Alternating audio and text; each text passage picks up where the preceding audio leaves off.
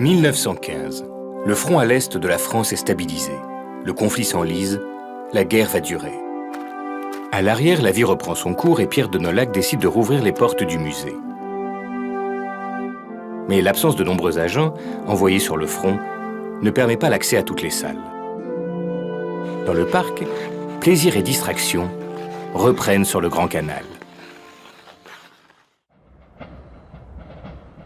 Pourtant, la guerre reste présente dans les esprits et dans la vie quotidienne.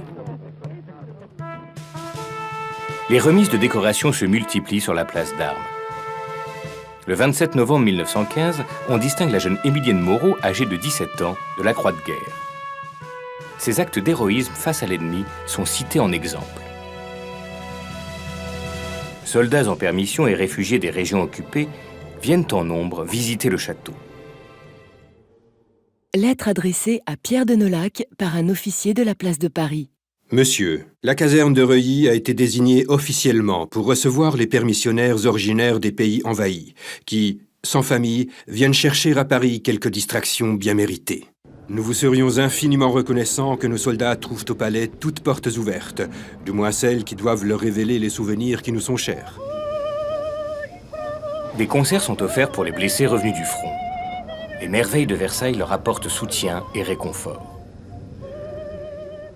En 1917, la visite d'une délégation africaine est suivie d'un spectacle joué au profit des soldats musulmans blessés pour la France. Dans le parc et dans le musée, des œuvres de guerre collectent des fonds afin d'aider les éprouvés, qu'ils soient français ou alliés. Ces galas de bienfaisance, qui consacrent les alliances entre nations, sont aussi des moments de patriotisme.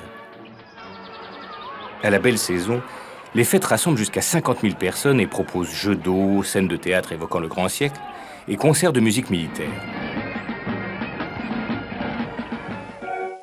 On entonne les hymnes nationaux.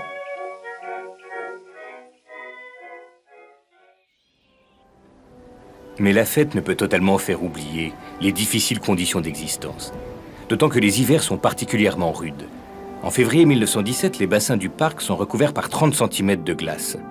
D'année en année, les combustibles se font plus rares et on peine à chauffer les salles du musée.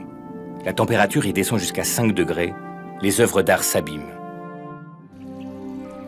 En ces temps d'économie de guerre, chaque parcelle de terre doit être exploitée.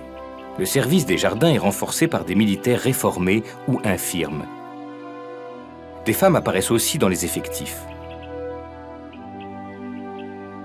Au printemps 1917, Georges Truffaut, fondateur des jardineries Truffaut, crée une pépinière de plants et légumes répartis en différents endroits du domaine. À Trianon, la mise en culture est assurée par 70 militaires indo-chinois.